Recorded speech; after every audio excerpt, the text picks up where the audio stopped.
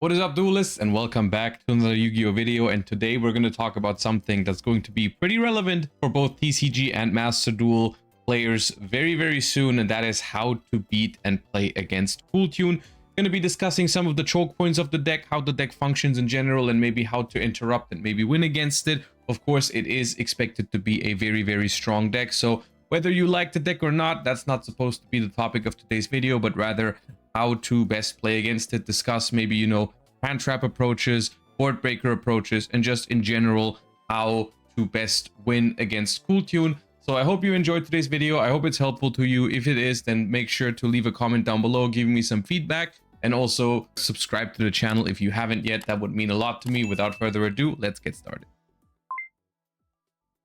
Now, before we even talk about specific hand traps or specific board breakers, I want to talk about some basics of interrupting Kewl when they try to set up their board. And for that, of course, it is important to understand how Kewl works. Now, we're not going to go over every single card and explain their effects for Kewl because I have done that already in a dedicated Kewl video when the deck released in Master Duel.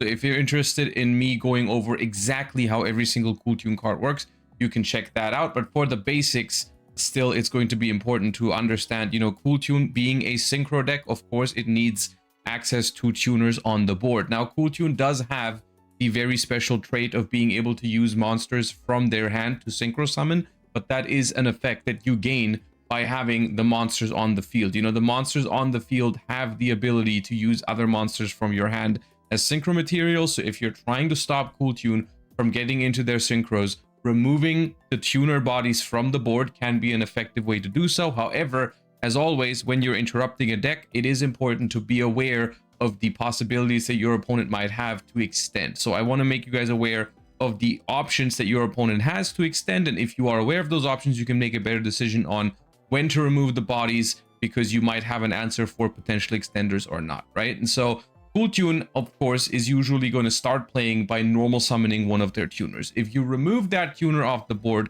there's a couple of things that could happen. Number one, the new card from Blazing Dominion, Kewl Rotary, gives you an extra normal summon for another tuner monster, which is then going to be essentially another push, right? This card is also searchable via most of their normal summons, right? So if you have just removal but no way to negate the normal summon, then they're very likely to just be able to search Kewl Rotary to their hand and extend from there if they have other tuners in their hand, right? The similar thing is true for JJ Kewl. That is the Kewl field spell, which also allows an additional normal summon for another tuner. This one is a little bit less likely because it is just a one-off, but for example, it's something to keep in mind that, for example, if you have a Mystical Space Typhoon and you're playing Radiant Typhoon, you don't have to be worried about this card as a potential extender. You don't have to factor it in. The other way how Kewl can get bodies onto the field without committing a normal summon is Synchro Overtake. This card is essentially fusion deployment for synchro decks, which Kewl does not care about, of course, because being locked into synchros in the deck is irrelevant. This card can summon Rico, Mix, and Clip. Those are the three options that you have, because you do have to summon a monster that is mentioned on another synchro monster in your extra deck as material. That is specifically only those three. This card cannot summon, as of now, Rotary or Q. It can only summon Mix, Rico, or Clip. Most of the time, it's going to be Mix or Rico because those have on summon effects while Clip doesn't. So those are going to be the primary targets, right? These three cards are the main way how Kewl is going to extend if you interact with the bodies that they have, right? Another thing that you absolutely have to be aware of when you're interacting with the Kewl synchros on the board is the ability for them to potentially chain the quick play spell from their hand, Kewl Synchro, which says add a Kewl card from your deck to your hand, and then you can synchro summon. Now, because all of their main deck bodies have the ability to synchro summon with other monsters from your hand, you can basically use this as a way to dodge interruption, dodge removal by just synchroing with the monster from your board that your opponent is trying to target with Imperm or with anything else, right? So in order to best play around this card, I mean, of course, best case scenario, you just have like an Ash or Dominus Purge, whatever, to account for the possibility of them having Kewl synchro in the hand. If you're trying to get rid of a body, another great way of playing around this card is non-target removal. Like if you're, for example, gonna fuse away a Draco Tail Pan when they have committed their normal summon, that's a lot safer, because even if they have Kewl synchro, to chain and synchro away the body, you can just still pop the synchro because you haven't targeted it. But just be aware that if you are using targeted removal on their normal summon or any of their bodies, there's a chance that they can chain Cool Tune synchro to that, right? So, but in general, I would still say removal is good. The deck will not immediately fold to one removal card on the first normal summon or whatever, because as you can see, there are plenty of options, but in some cases, you might just have enough removal to cover for those extenders, and then it's a very, very feasible strategy to just cut Cool Tune off of their tuners on the board, because the deck is quite reliant on establishing a couple of tuners on the board to keep synchro summoning. Otherwise, it just won't be able to really push. All right, so next up, we're going to look into how to hand trap the deck and how to use board breakers against Cool Tune. Talk a little bit about how good these approaches are, you know, how good are hand traps against this deck, even how good are board breakers. Afterwards, I'm going to talk a little bit about how to approach the matchup in general, like what kind of cards are good, what kind of approach works, and so on and so forth. All right, let's start with hand traps. And of course, the first ones we're going to talk about are like your standard 1v1 like negation hand traps that you're going to still play in a lot of decks simply because they're good in a lot of different matchups. These are iffy against Cool Tune, to say the least, because Cool Tune is very efficient at playing through these cards. And we're going to talk a little bit about why that is. But of course, Ash Blossom and Joyous Spring is the poster child of this category. And when you're going second with Ash against Cool Tune, I do believe that in most cases, it's going to be best for you to Ash the first thing that they do and essentially hope that they don't have the right extender. There are a couple of choke points against Cool Tune that we're going to talk about, but for the most part, I think if they start with Cool Tune Rico, Cool Tune Mix, or Cool Tune Q, or Synchro Overtake for that matter, you are going to Ash that. The only exception is, I think if you have a Molcharmi Fuwalos in hand, you could think about letting the Q resolve, hoping that they summon from deck. However, if they have a Cool Tune in hand, they might just summon from hand with Q and then play around the Fuwalos a little bit that way. But I think in those cases, usually it's going to be correct to Ash the normal summon and hope that they don't have the extender. And this is also true for Cool Tune Synchro. It's especially true if they start with Cool Tune Synchro, because Cool Tune Synchro is usually a card you want to hold in your hand if you're playing Cool Tune. So if your opponent starts with Cool Tune Synchro, there is a high likelihood that they don't have the greatest starter in their hand, because normally they would want to keep this card to play around cards like Imperm and Veiler, which we're going to get to in a second. But of course, if you ever have duplicate Ashes, that's actually not the biggest deal against Cool Tune. It's actually not bad, because you can Ash Cool Tune Synchro on your turn. This card, being a quick play spell, is one of Cool Tune's main ways of interrupting the opponent, because they can Synchro on your turn and get the graveyard effect. So Ash, in theory, is a great card at breaking a Cool Tune board. However, I do think if you just have one Ash Blossom, you're still better off Ashing the first starter, because quite frankly, if they set up the full board because you didn't Ash anything, Ashing one Cool Tune Synchro on your turn is not likely to make a difference, because they do make quite the strong board, and they're going to know you have the Ash Blossom as well, because they look at hand, right? So I wouldn't hold Ash for the Cool Tune Synchro unless you think your hand is like really, really strong at breaking the board, and all you care about is like negating the Cool Tune Synchro on your turn. In most cases, Ash Blossom on the first starter is unfortunately going to be the correct play. You are going to be forced to play that little mini game and hope they don't have an extender, unfortunately. Effect Veiler and Imperm, the reason why these cards are not great against Cool Tune is because the ability of every Cool Tune monster to use a tuner in your hand as one of the other material, this is a condition that will not be negated by Veiler or Imperm. This basically means that they pretty much act the same as Ash Blossom on the normal summon. Like, you are just going to use Veiler on the normal summon. That's usually going to be the correct way to do it. And if they have another tuner in hand, they can use that still as synchro fodder. This part of the effect is not going to be negated, which makes those cards pretty much mediocre against the deck, because they're going to be bad if they have any form of extension. In a lot of cases, they don't even need like another Cool Tune extender, because, for example, if they start with Cool Tune Rico and you Veiler that, if they have Cool Tune Rotary in hand already, they basically go full combo on you, because those two combined make level 4. Cool Tune Mix is a little bit harder to extend after if that gets Veilered, because this is level 2, and they don't really, like, that doesn't really match with anything unless they play Psyframes. So Veilering a Cool Tune Mix is typically more likely to be successful than Veilering one of the level 3 ones. The same is true for Q, right? If they have a level 1 tuner in hand, Veilering Q is going to feel very mediocre. This is also one of the main reasons why I think Veiler even sees play in Cool Tune, is because a level 1 tuner is a great way to play through Interruption on your normal summons, your Q and your Rico. And that's also why I feel like Cool Tune should probably be the only deck to play Effect Veiler next format, because there it actually has some uses to play through hand traps. But in other decks, this card is just very, very mediocre against Cool Tune. Like, I genuinely think only Cool Tune should be playing this card, unless you're playing a full-on hand trap approach where your goal is to stop your opponent from playing at any cost. Then I guess maybe you'll play Veiler next format, but for the most part, I think mostly just Cool Tune decks want to play this card. I think Imperm is a little bit better than Veiler, because Imperm you could genuinely hold for your own turn. You can hit cards like Zalen with it on your turn. You can hit cards like RS if they end with it immediately. You can hit it in the draw phase because RS is main phase only. So that is neat. But I think the main target for this one, if you decide to hold it for your turn, would be the Zalen. But here, once again, the problem is going to be Cool Tune looks at your hand, so they're going to know the Imperm is there. And Cool Tune can very easily make the decision to not make the Zalen right away. They can set Cool Tune Synchro and then make the Zalen on your turn when you already have cards on the field. So once again, unfortunately, even though in theory there are some choke points for Infinite Impermanence, I think the card just doesn't do enough if you hold it for this long, and your opponent is going to have the tools to play around it. So you would be just better off throwing the card at the first starter, right? Which is going to be a recurring theme with these hand traps against Cool Tune, which is also why I just in general am not a huge fan of the hand trap approach against the Cool Tune deck specifically. Most of the time you're just going to have to use them on the first starter, hope they don't have the perfect extenders, and that is a game that you are not very likely to win because Cool Tune has a lot of good extenders. So yeah.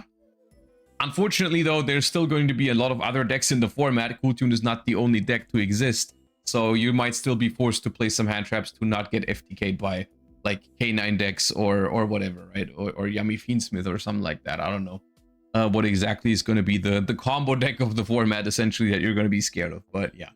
Ghost Spell and Haunted Mansion, in my opinion, is a slightly better version of Veiler and Imperm against Cool Tune, because it can negate all of their summon effects as well, because Rico, Mix, as well as Q can all add / special summon from the graveyard, so Ghost Spell can be used on all of them. The fact that it doesn't negate the entire card for the turn, like Imperm or Veiler, doesn't matter, once again, because the ability to synchro from hand is not negated by Imperm and Veiler either. So this is fine. However, the cool thing about Ghost Spell and Haunted Mansion is that it is a significantly better top deck than, for example, an Effect Veiler against the deck, because you can use it on Cool Tune Remix. And this is an important thing against Cool Tune in general, is that you want your hand traps to be good top decks as well, because that makes a big difference when they resolve Cool Tune Q's graveyard effect to manipulate your top deck. Of course, the goal when they resolve Cool Tune Q in the graveyard is to give the opponent a bad draw, which with cards like Veiler is incredibly easy to do. You know, if they look at the top of your deck and they see an Effect Veiler, they can just give you that Effect Veiler and know that's not going to do anything. This is not the case with Ash Blossom, sometimes with Imperm, and also not with Ghost Spell, because those cards have utility on your turn into their disruptions, right? Like you can Ghost Spell a Cool Tune Remix, for example. You can Imperm a Zalen that's on the board, or you can Ash a Cool Tune Synchro. So these cards, if they see them on top of your deck with Cool Tune Q, they are still likely to give you those cards because they're still like not the greatest, but they will do something at least, right? And so that's neat sometimes, right? So Ghost Spell is pretty neat because it works on all of the starters. So if you want to play the negate the starter mini game with Ghost Spell, you can, but it also does work on Remix in your own turn. So it's pretty neat for that, I would say. Ghost Mourner, I think, is essentially terrible against the deck. I mean, we've talked about the downsides of Veiler and Imperm, and Mourner is pretty much that, but even worse, because Mourner doesn't even work on the normal summon. So with Mourner, you're basically forced to let the opponent play, which is not great. So I would not recommend the use of Ghost Mourner against. Let's talk about some of the more specific, like special hand traps that are not just one-on-one negation. Nibiru the Primal Being is in theory not the worst against Cool Tune, but it's also not great because Cool Tune typically in standard combo lines will know that you have Nibiru before they summon 5 times in most cases, because they will resolve Rotary's graveyard effect by then. Still, knowing about the Nibiru in your hand is going to force them into sometimes some awkward lines because they have one of two options. They have two options essentially when they see Nibiru in your hand. They can just pass with 4 summons, which is still pretty respectable. It's still going to be a pretty strong board for them, but it is not the full combo. So in this case, the Nibiru has still achieved something in some ways because they didn't go for the full combo. And you kept the Nibiru in your hand for potential future turns, so they essentially would have to keep playing around it turn after turn after turn. The more likely thing that they could do is to make a Zaylin to play around the Nibiru. At the same time, the Zaylin doesn't immediately have the ability to negate a Chainlink 1 Nibiru, right? Because of how Zaylin works. So if you force them to make a Zaylin and then you activate the Nibiru, you also force them to activate another card in response. So maybe they have to waste like a Cool Tune Synchro from their hand to even be able to negate the Nibiru, which can be worth something. So this card is honestly, it's a little awkward against Cool Tune, but I think it's not the worst. But I still feel like you wouldn't play this unless it's really good against other decks in the format. Like for example, if the second most popular deck next format is Yummy, then I think it's not the end of the world to have Nibiru in your main deck. Even though it's not the greatest card against Cool Tune, I think it still does something. Even if in most cases it's not going to even be able to be activated, but it still forces your opponent to summon less than 5 times, or they're going to negate it with Zaylin, but that still forces them into some more specific and awkward lines, which still is okay, you know? So I don't actually hate this card against Cool Tune, but I wouldn't call it a good card against Cool Tune.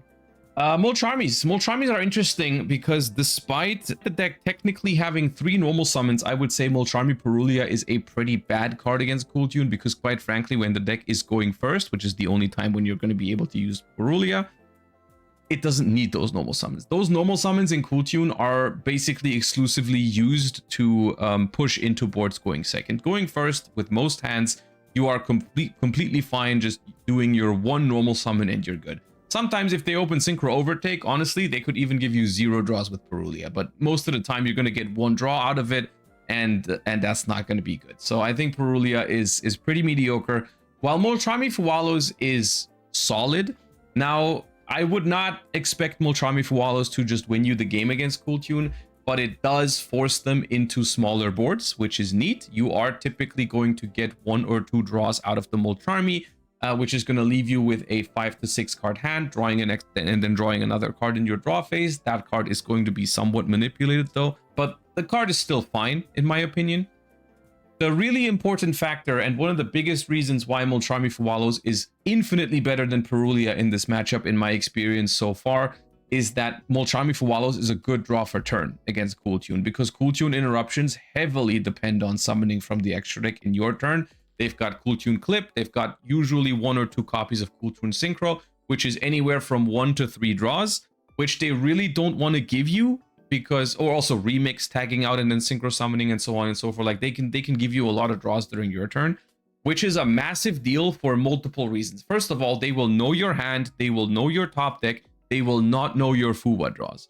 So, and Cool Tune is very reliant on, you know, sequencing their interruptions around the cards that your opponent has, because the deck doesn't have that many interruptions. So they really don't want to give you draws that they don't know about, which makes Fuwalos a lot better on your turn, which means if they manipulate the top deck with Cool Tune Q and they see a Fuwa, typically they don't want to give it to you, which is a big difference to Molcharmy Purulia. Molcharmy Purulia, when I'm playing Cool Tune, I'm always giving my opponent the Purulia, because all it means is like, okay, well, maybe they get 1 draw very late in the turn with Clip, but most of the time they won't, right? And so that's one of the biggest difference between those 2 cards, is that Fuwalos is actually a good draw. So if you want to play a hand trap like approach, if you construct it with cards like Ash, Imperm, Bell, Fuwalos, all of those cards are going to be good draws on your turn, making the queue significantly more awkward. Whereas cards like Veiler, Mourner, Nibiru, Purulia, those are all terrible draws on your turn, so your opponent will happily just like banish your engine card, give you that card if it's on top of your deck, right? And that really, don't underestimate how big of a deal that is, because at the end of the day, Cool Tune has a lot of toxic traits, it has a lot of strong effects, but it doesn't have that many disruptions, and it really matters that they like know about your hand, manipulate your top deck, try to give you a bad draw. So if you just deny them the ability to giving you a bad draw, like basically if all your deck is engine and non-engine cards that are good to draw going second, you are never going to play like one card down because of the queue, right? Whereas with cards like Veiler and so on and so forth, there's a real risk that you're going to draw a very bad card for turn, which is also one of the downsides of Droll and Lockbird against this deck. So Droll and Lockbird is interesting against Cool Tune because it's interesting in not the greatest way, I would say, because it's a very high risk, high reward kind of card, because it is, once again, a bad top deck on your own turn, one of the worst cards to draw during your turn against the deck.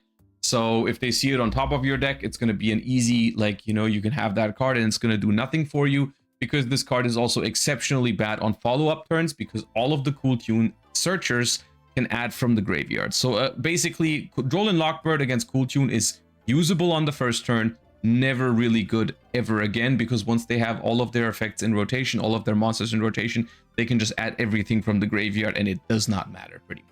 Like they're gonna add like once or twice from the deck on the follow-up turn, and all the other effects can just add from the graveyard. So Droll on follow-up turns is awful. On the first turn, however, this card can really catch Cool Tune duelists off guard, depending on how you start. Now, from my perspective, of course, the ideal start in Cool Tune is normal summoning Cool Tune Q. And if I want to play around Droll and Lockbird, I go Cool Tune Q, summon Rotary immediately, and then I will go Trackmaker, and I will put Rotary and Trackmaker on the same chain alongside the Q to get the hand knowledge and to get two searches out at the same time. You know, my Trackmaker search and my Rotary search both happening at the same time. I'm fully set up. Basically, if I get drolled after this, I'm completely fine. I don't care. I have my setup.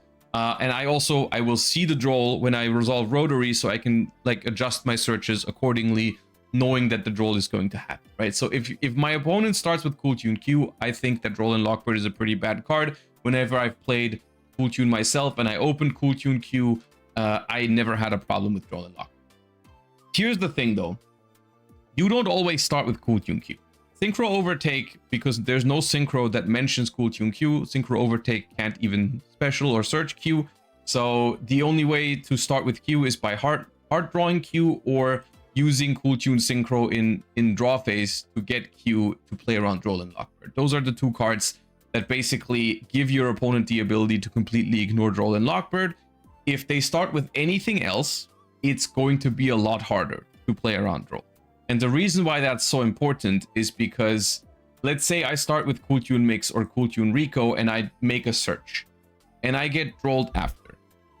The really annoying thing for Cool Tune in these instances is not that you can't play the game, because you technically can do a couple of things after getting drolled there still, but you can't really do your best play, which is making Trackmaker with Rotary and Q to like look at your opponent's hand and top deck and manipulate those and like play from there, right? You can still do that if you have the levels for it, but then you're losing a lot of card advantage in the process, because Trackmaker can't search on summon, and Rotary still works under Droll. Rotary is look at your opponent's hand, then you can add. So you can still activate it just to look at the hand, but you won't be able to search. So basically, going for Trackmaker and looking at your opponent's hand and synchroing away the Q to look at your opponent's top decks is possible under Droll, but really, really awkward. You're losing a lot of value when you do that with Cool Tune. So I found Droll and Lockbird super, super annoying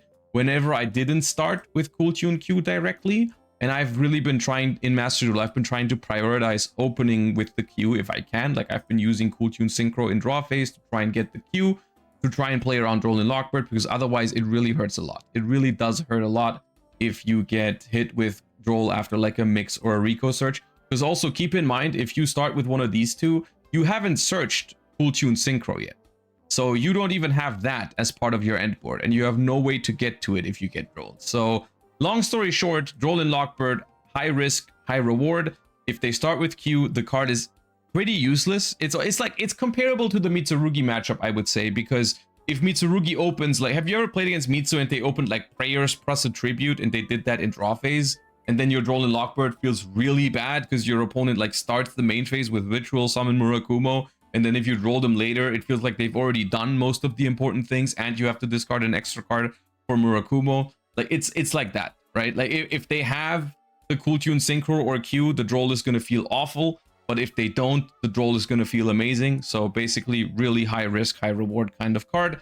But at the end of the day, since all of the other like one-on-one hand traps are so mediocre against Cool Tune, I still think it's probably going to be good for a lot of people to play Droll and Lockbird in their main decks. Of course, depending on what the other decks in the format are, this card still looks incredibly strong next format, you know. But we don't know if there's going to be a ban list yet or not, but Droll and Lockbird is honestly, I think, a good card against Cool Tune, because they simply won't always open Q or Cool Tune Synchro to get to Q, and in those cases, it's going to be a great card. It does have the downside of being probably the worst card to top deck in a grind game against Cool Tune, so if they ever have it on top of your deck with Q, you're going to be pretty screwed. But yeah, that's just, I think, probably going to be worth the risk, because this card, unlike some of these other cards like Effect Veiler that are bad draws for turn, like I think Droll and Lockbird has a very high chance of actually making the game winnable for you if they don't start with Q. So that is Droll and Lockbird. So for hand traps in general, we've talked about the most important ones, and of course the things we talked about earlier also applies to the more situational ones that you can't play in every deck, like Impulse or Purge. You know, those are pretty similar in terms of, like, you know, negating. Like Purge, for example, is pretty comparable to Ash. You can purge most of their normal summons, but or you can hold it for a Cool Tune Synchro on your turn, so it's not the worst draw. Dominus Impulse, same thing. You can hit Q, but you can also hit Cool Tune Synchro or Clip or Remix with it. So it all applies. The same logic applies, right? Which is why I always preach that, like, understanding the deck is more important than just learning one-on-one which card to use at which point. Like, you just understand the deck and you'll understand when to use the cards, right? But I just wanted to give you guys some example on some of the more popular hand traps, right? So in general, I don't think hand traps are that great against Cool Tune, quite frankly. I think in the next format, the reasons to play hand traps are the following. Your deck plays Ash anyways, because it's Ash and it auto wins games going first. And in a Molcharmy format, like, people are just going to main deck Ash anyways. So if you have Ash going second against Cool Tune, I think most of the time use it on the first starter. In other decks, I think hand traps should only be played besides Ash Blossom and maybe Charmies and Droll. These cards should only be played if they are necessary against other decks in the format. I think against Cool Tune, they are not that great and not that important. We're going to talk about other cards that I think are better against Cool Tune than hand traps, because honestly, most of the time, statistically, you're hand looping yourself with these cards against Cool Tune. Sometimes they can work, but usually they won't. So if your deck needs hand traps against other decks in the format, then you can still play them.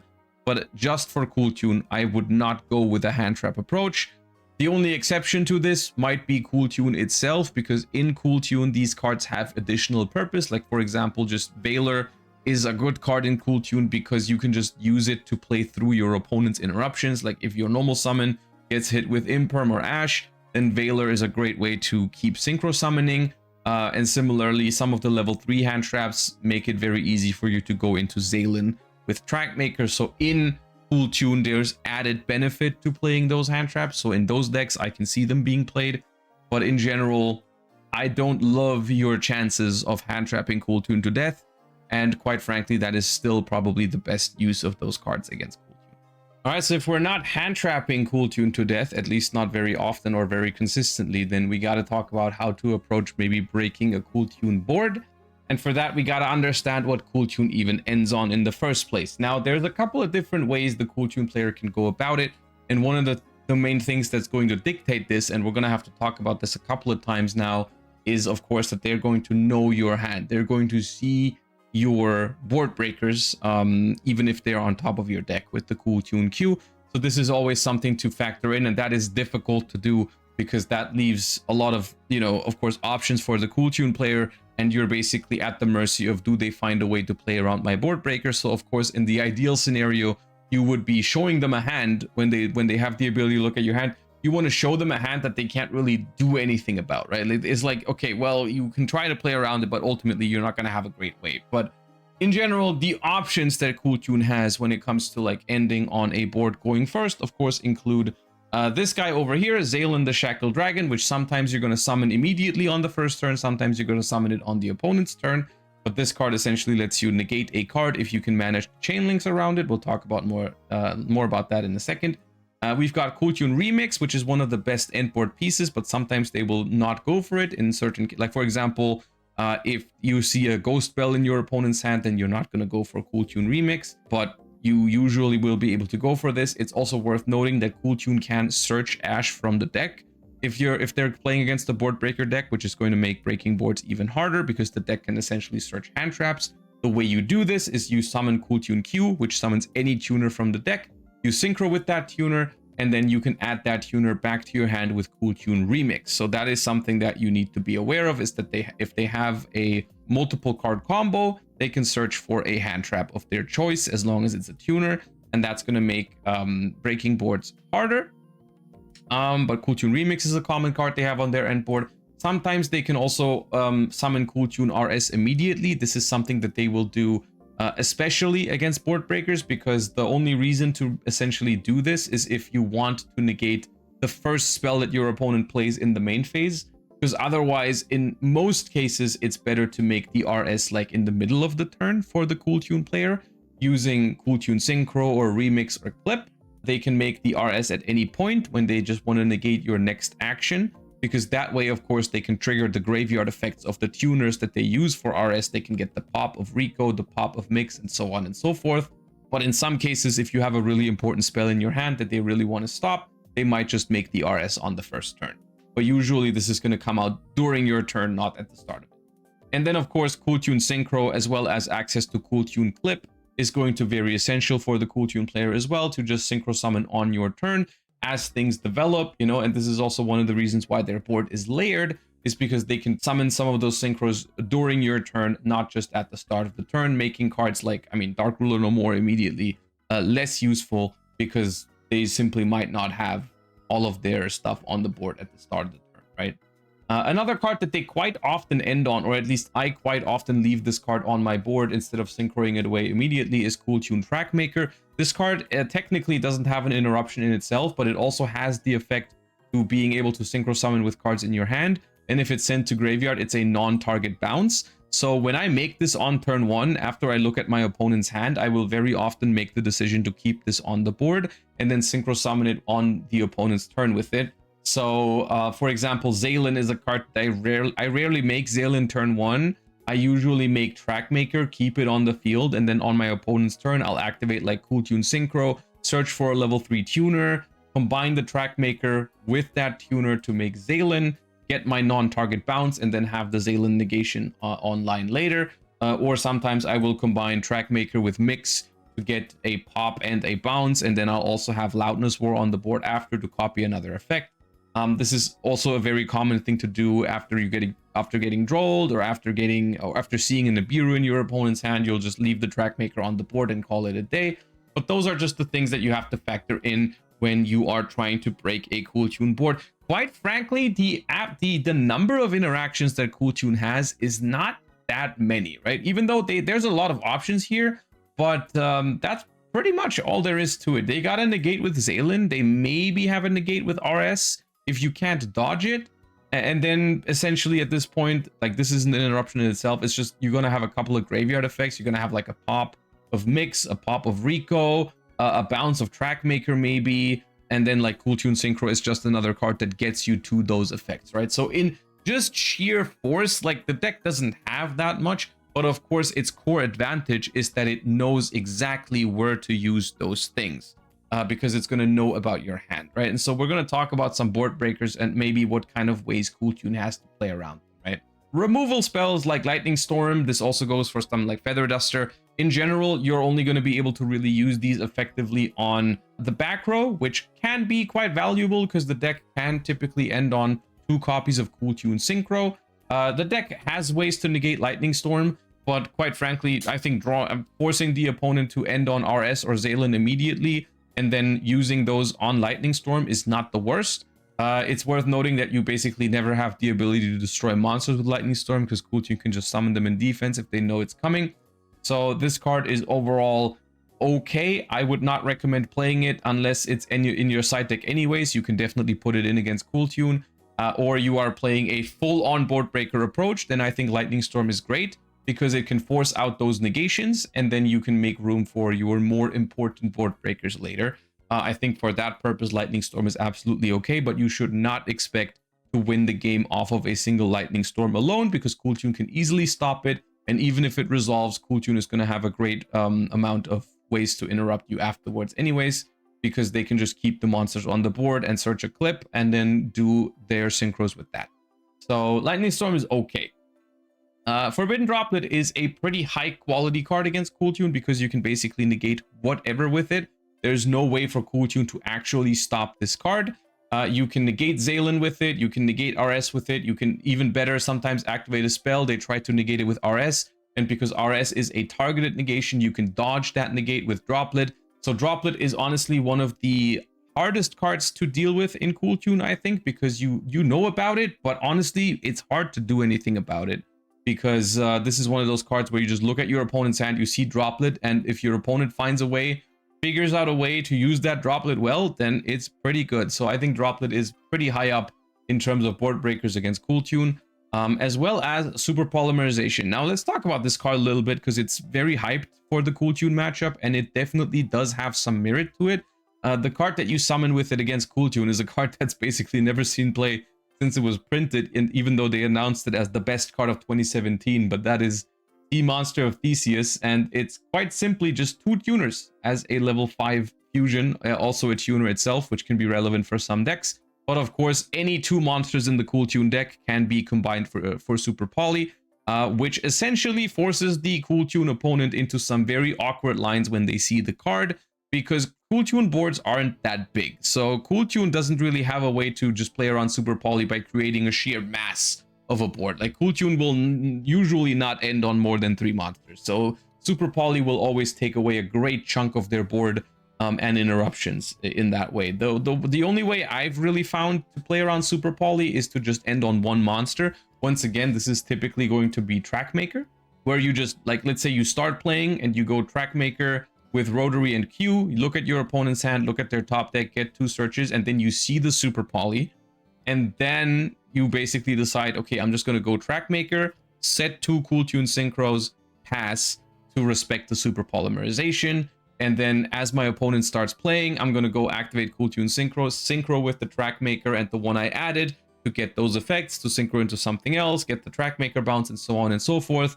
So it's possible to play around Super Poly, but it is awkward for Cool Tune, for sure. It's definitely awkward, and it's still going to be a good card in the long run, because once again, if your opponent goes for an awkward and smaller board, there's a higher chance you can turn that game into a grind game. So then even if they play around the Super Poly, you can set it and then, you know, use it on their follow-up turn and so on and so forth. So I think Super Poly is overall a pretty good card against Cool Tune.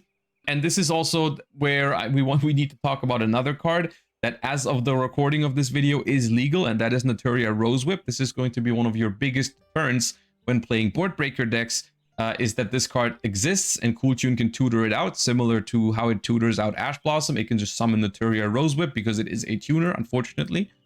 Your opponent can only activate 1 spell trap card each turn. Problem with this card is that Cool Tune can essentially negate your 1 spell trap card with Zaylin or RS, and then you can't activate another spell for the rest of the turn, which is really good against board breaker decks, of course. So this part is basically irrelevant if this card gets banned, which I hope it will. But for now, as of now, it is legal, and so that is going to be a problem. But that's where basically Super Poly and Forbidden Droplet come in, because those can at least somewhat reliably stop Naturia Rose Whip, which is not the case with, for example, cards like Lightning Storm or the other ones we're going to talk about, right? So that is that. I think in any board breaker approach against Cool Tune in this next format, I think both Super Poly and Droplet should probably be present. If you don't have the room in the extra deck for Super Poly, or you are locked out of summoning fusions for whatever reason, like let's say your deck can only summon links or exceeds or whatever, or synchros, then at the very least you should be playing Droplet. Super Poly is definitely nice to have though against the matchup. Evenly matched, I think, is interesting because Cool Tune has a hard time actually negating it. Well, RS cannot negate it because that is main phase only.